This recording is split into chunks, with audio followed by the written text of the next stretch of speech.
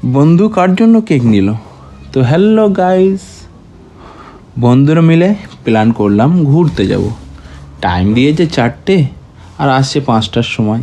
আমার একটা বন্ধু মেয়েরা যা মেকআপ করে তার দ্বিগুণ মেকআপ করে, তাই আসতে একটু লেট হয়ে গেছে।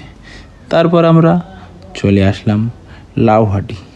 বন্ধু তার গার্লফ্রেন্ডের জন্য কেক নেবে, তাই তো গার্লফ্রেন্ডকে কেক দিয়ে আমরা বেরিয়ে পড়লাম। রাস্তা দিয়ে যেতে গিয়ে দেখলাম খুব সুন্দর একটা লাইটিং করা আছে।